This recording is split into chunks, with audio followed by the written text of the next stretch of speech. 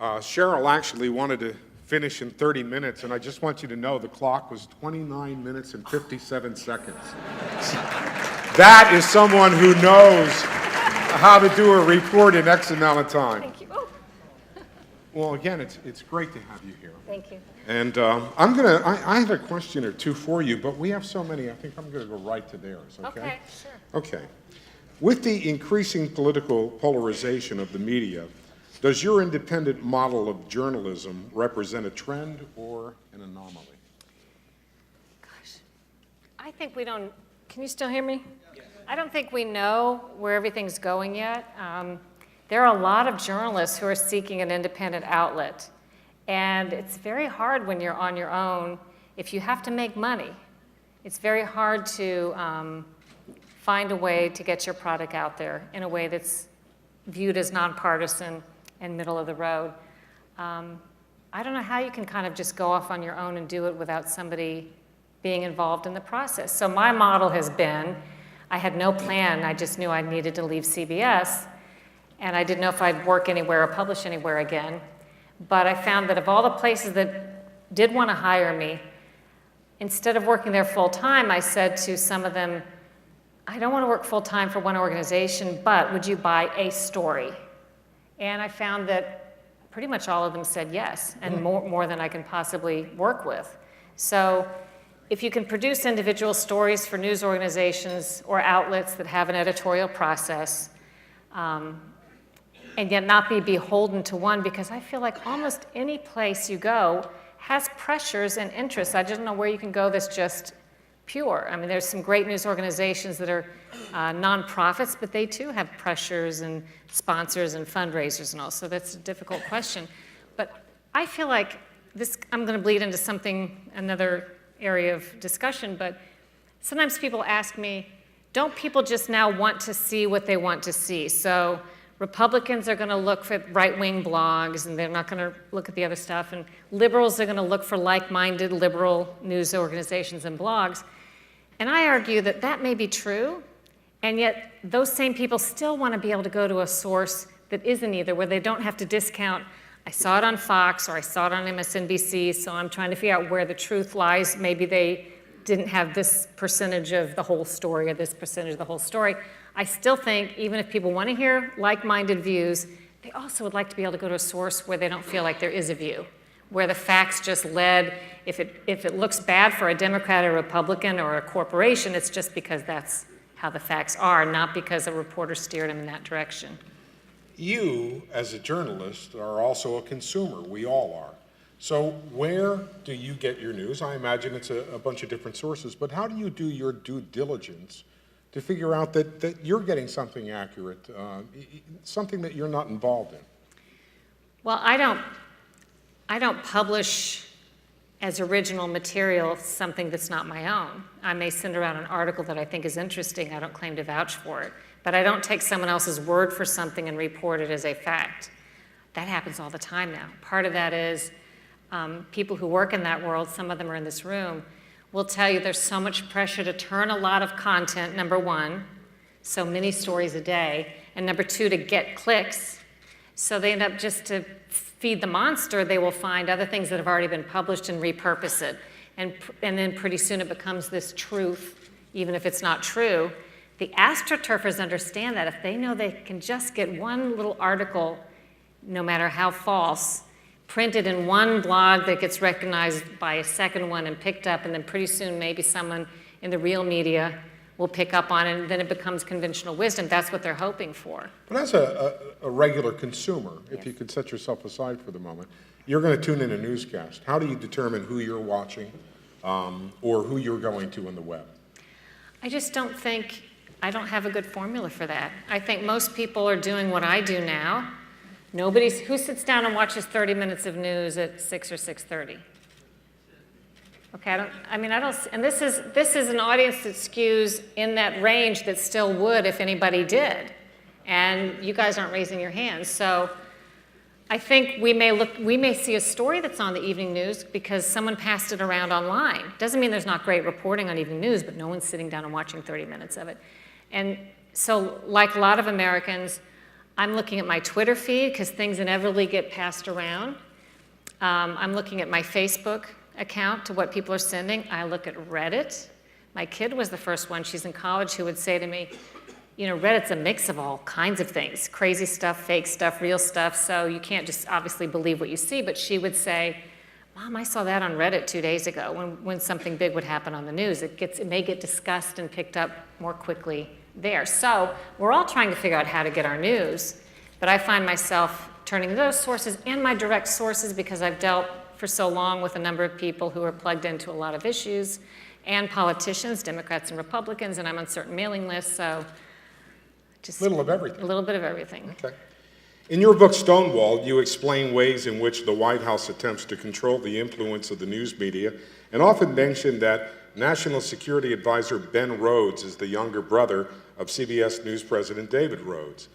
If this is unusual, or has this administration attempted to develop similar family ties throughout the news media?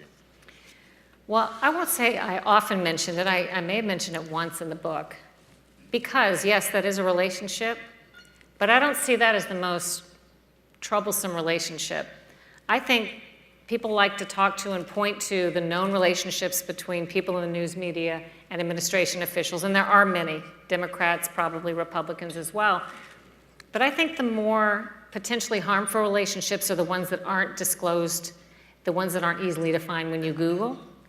And by that I mean, I think people are placed and working inside news organizations that sometimes are acting as surrogates for somebody or another, but it's not disclosed and it's not in an obvious way because they're not married to the person, but they still have an interest. And as one example, I like to use Mike Morrell, who's the former deputy director of the CIA, who became a consultant at CBS not terribly long ago. Not that he's not potentially a great consultant on issues that he knows about. He's been in that business many years and has a lot of valuable opinions he could offer.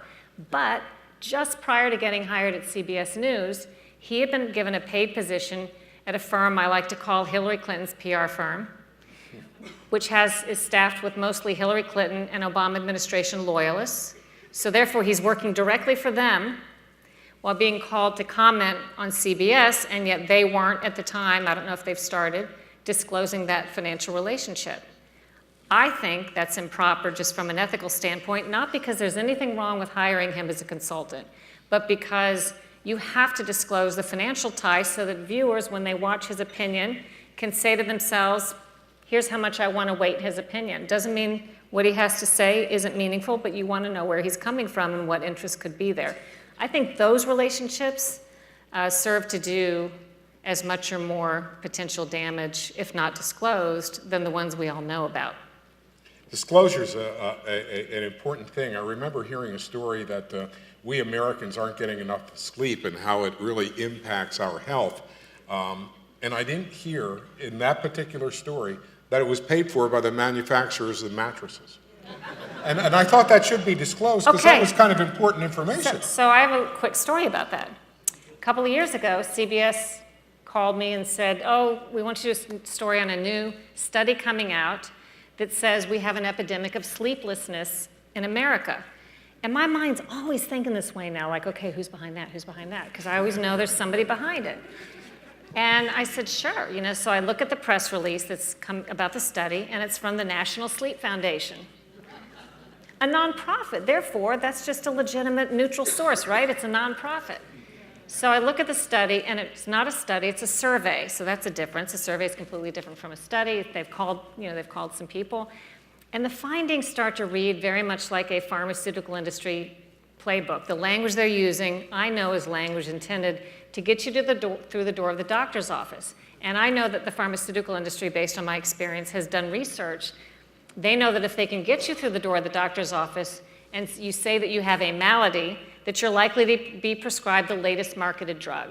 So I see in the language in this conclusions of the survey, ask your doctor. You may not even know you're having trouble sleeping. Go to your, maybe, and it said, we're a nation with an epidemic of sleeplessness and we don't even know it. And I'm thinking, how can that be? So I look around a little bit and sure enough, who sponsors the National Sleep Foundation? Well, One of the big sponsors was the maker of a sleeping pill that was about to be introduced to market called Lunesta. Me as a reporter, when I find those things, and it's pretty much always, I just start like, again, it doesn't mean it's not a valid survey, but you have to, in my view, then disclose the surveys from the sleeping pill maker people, and then people at home can chuckle or believe it or, whatever they want to do. I agree with you. That's what was missing. I didn't have the opportunity the first time I heard it to know that that was in the mix. So I did my story, and I disclosed that source of funding, and everyone else did it, all the other news media, because we love, all these silly little surveys and studies instead of like real ground level stuff. And not long after, it got written up in the Columbia Journalism Review, which examined a lot of pharmaceutical influences in the news, and they said that only we at CBS had bothered to do a little digging to disclose the potential conflict of interest behind this widely reported survey. So recently, maybe for the book or maybe afterwards, I kind of Googled around. Every year that the survey is still reported. And I haven't seen anybody disclose the potential conflict of interest that I've discussed, and this was years ago. So there you have it. I love this question. Please name a person or two in political public life who you admired in your career and earlier, whom you continue to admire now. Someone who has disappointed you.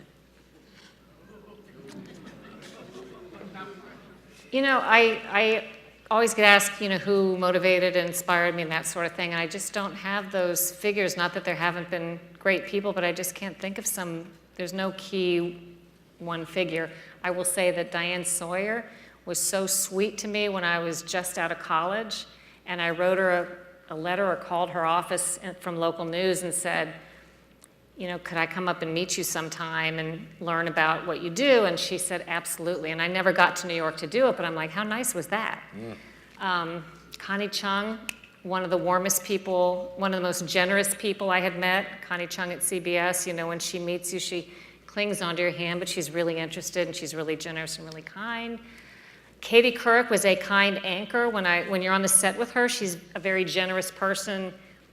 Some anchors, they're sort of known for being hogs. For airtime, they kind of want it to be all about them. And Katie was always, during the commercial breaks when we were doing election stuff, saying, how can we get Sharyl on? Can we have her on in the next segment? I mean, in my industry, that's a really generous thing for an anchor to do.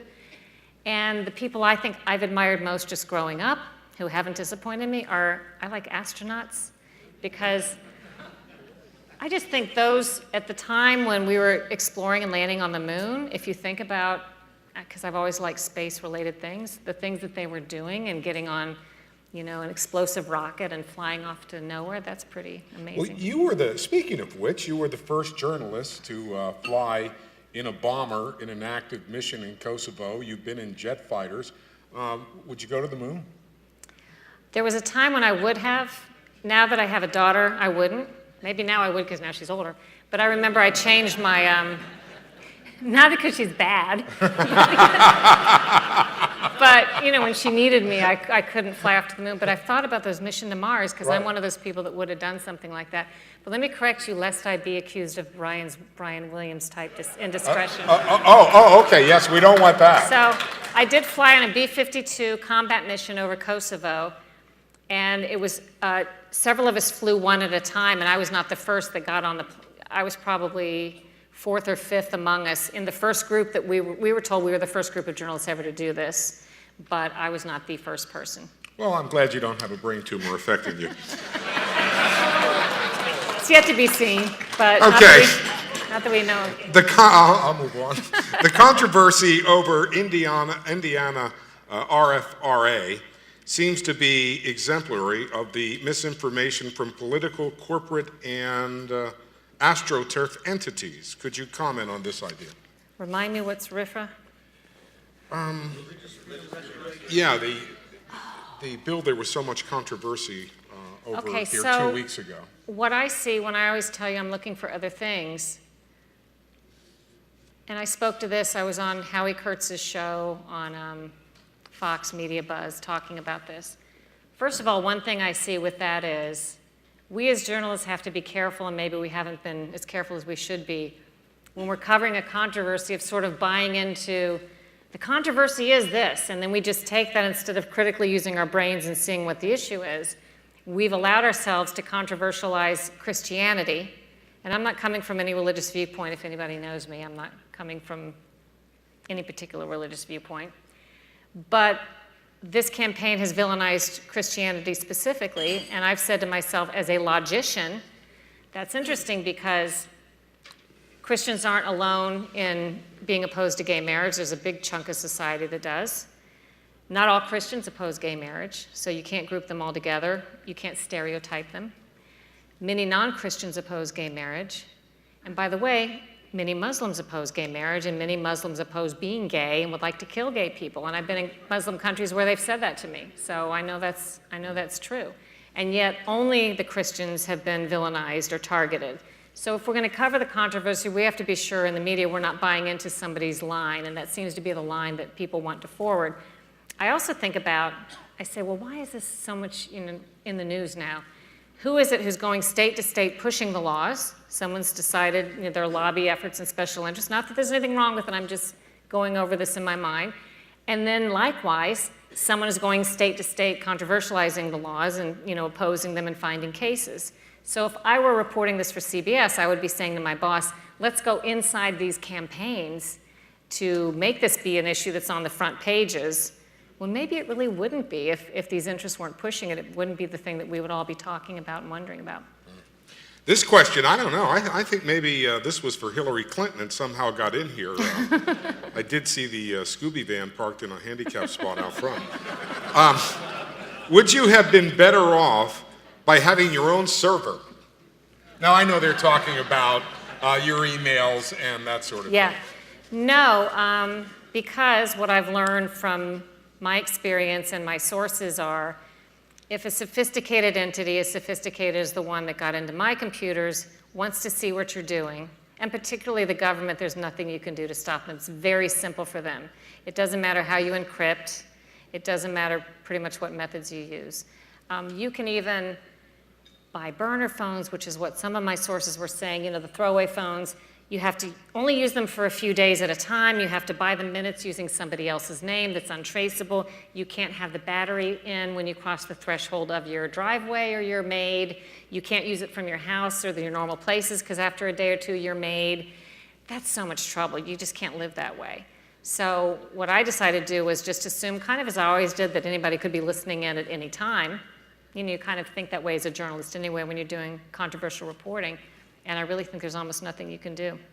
You don't seem to be the type that is rattled easily, having spent a little bit of time talking with you.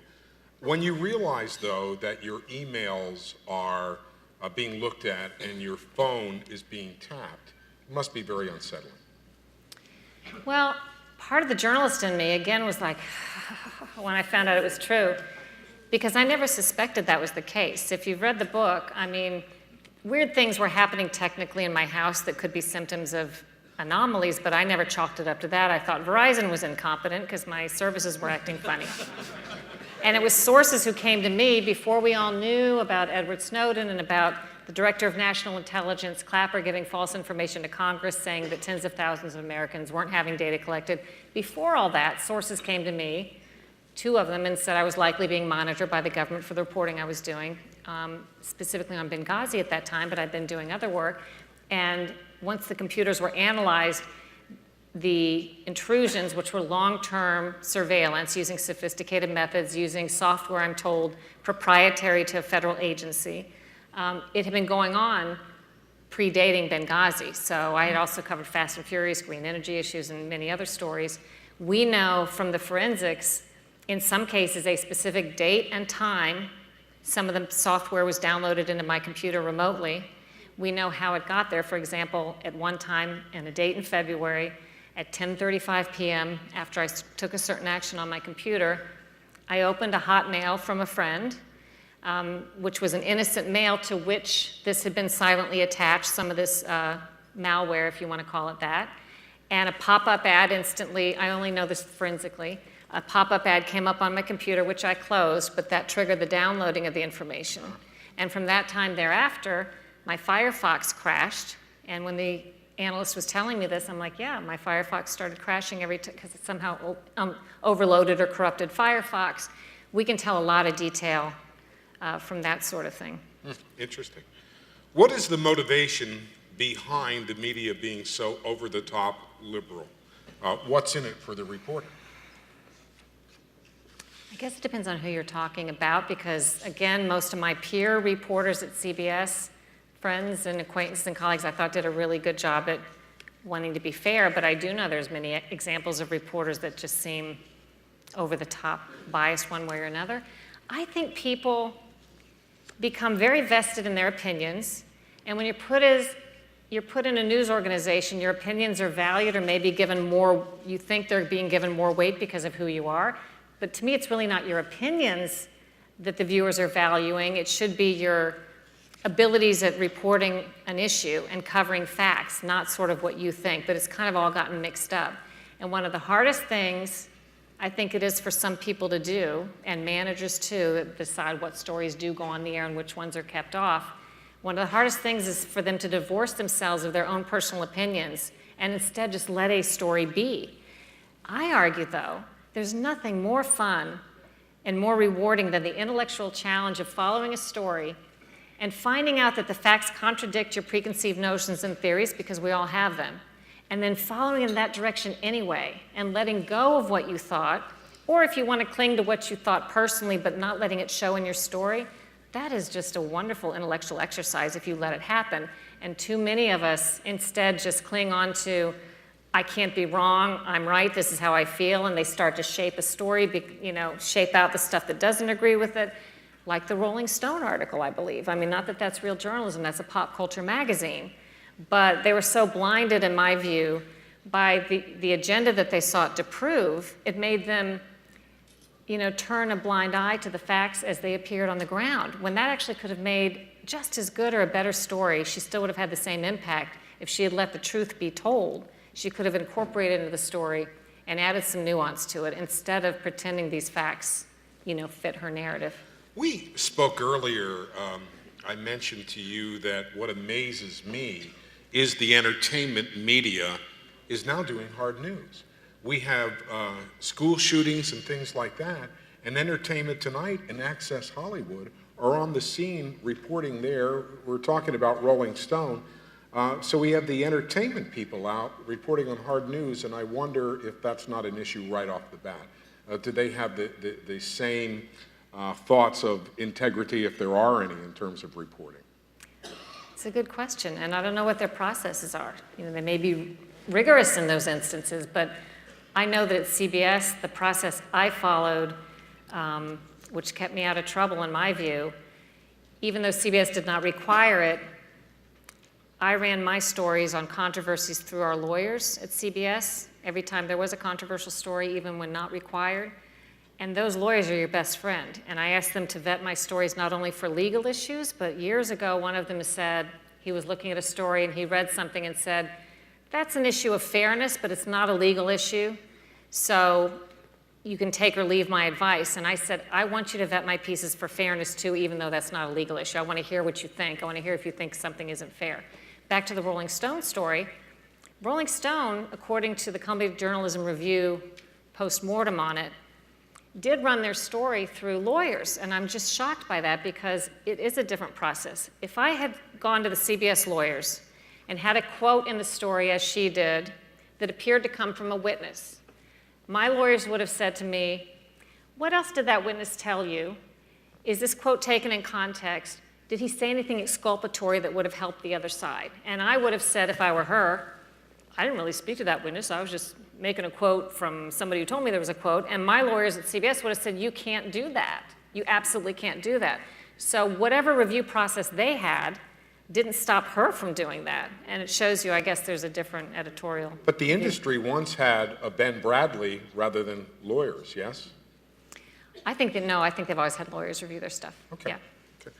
Should Brian Williams be allowed back on NBC?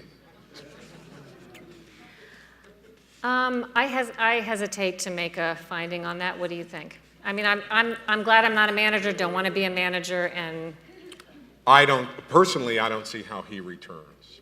I think that would be a tough proposition. He's made up several stories, and as the anchor and title of executive editor, right?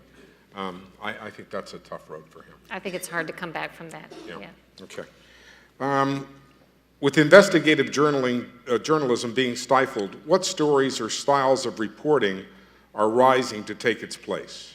What stories or styles of reporting? Styles of reporting.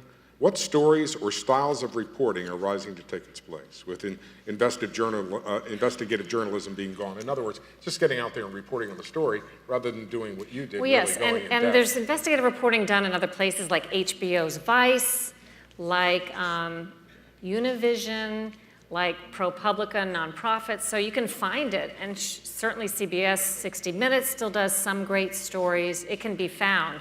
But what's replaced what used to be on evening news for the years I was there when they wanted me to do stories like that? In my view, those have been replaced largely with stories on the weather. So when you watch the news at night, and they call this weather porn inside the network because it's just good video, it's good visuals of a tornado or a rain, and I guess people do watch it, but I argue most people don't watch the national news for their local weather. You may watch it because something really big happened, but you don't want to watch a whole lot of it because your weather comes, that's what you watch your local news for. So this trend toward, you would never see so many stories about how cold it was in the winter and how hot it is in the summer as you have the last couple of years, night after night, how hot it was in the summer, how unbelievably cold it was, it snowed again in the winter.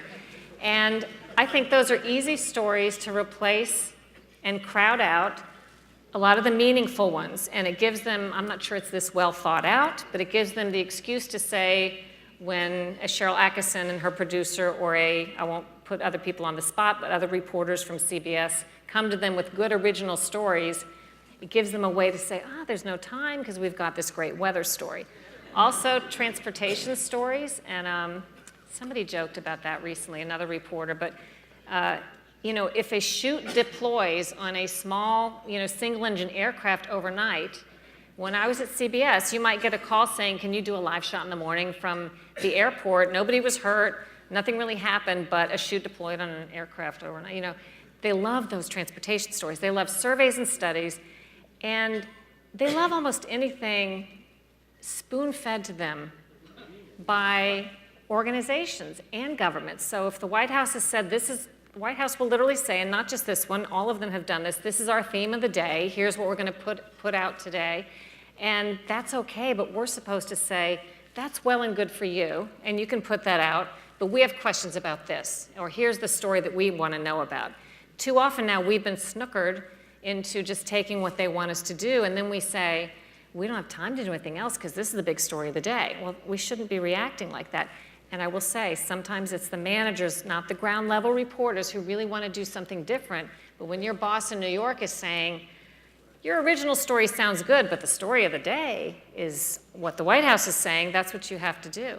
Well, Rush is on my station, and he often plays montages of the media, and they're using exactly the same words. I mean, the same catchphrase. It's almost as though it came from the White House news release, and they've all plugged it in, kind of echoing what you say. Well, they talk to a lot of the same people, the same language is used, the jargon is picked up, they're expert spinning that are telling the special interests how to get the news. I've been told by special interests, some of whom are friends of mine, that we're very easy to manipulate, and they know how to get the language on the plate and to put it out there in social media and blogs and articles, and how to place it in front of the reporters, and politicians use them, and pretty soon everybody's kind of accepted the lexicon or the theme of the day. One last question, we're up against the time limit. Your thoughts on the Tea Party? Well, I'm interested in the Tea Party. I can't say I know that much about it, but for a story I did the last year I was at CBS, and I can't remember why I needed it, but I looked up, I wanted to know the latest poll numbers on support or lack thereof for the Tea Party, and I assumed, like a lot of people, everybody hates the Tea Party, nobody likes the Tea Party, because that's sort of the theme you always hear, the Tea Party, and they're a bunch of this and that. Well, to my surprise, and I had no agenda, I just wanted the facts, the CBS polling unit called back and said the last poll we did showed And I hesitate to use a number because I don't remember the number, but it was extraordinary that something, I'm going to say, upwards of 75% or more of Americans, it said, agreed with some of the values or the agenda of the Tea Party. And I don't know what they had listed as the values or agenda, or if they had, or they just posed the question, but I was like, that is so different than the reality. So I think there's been an AstroTurf campaign, of course, to controversialize the Tea Party because somebody sees that as damaging, and I think some of that's been within the Republican Party itself, which has done this to the Tea Party. But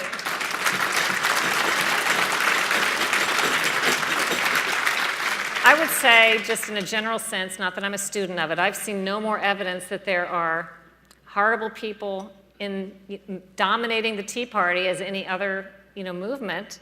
It just seems to me to be a movement that has tapped into the wills and desires of a diverse group of people that don't see other political viewpoints matching up with what they care about. That's the most I know about it. Well, Sharyl, I would just like to say this. One day, as we look back in history and they talk about the Cronkites and the Edward R. Murrows of the world, your name's going to be there. Oh, go on. No, it is. You haven't. Yeah, let's say, she was no Walter Cronkite. No. Look. You have extraordinary courage. You really do. There's no question about it. I heard tonight tell me if I'm wrong, you've never been told not to do something. It just never happened. Right? Mm-hmm. So, thank you for everything that you're doing to call attention to what's going on in the media. And I know everybody in this room really appreciates your stand. Thank you. No matter what your views are. Thank you. I appreciate that. That's nice. Good job. Thank you very much.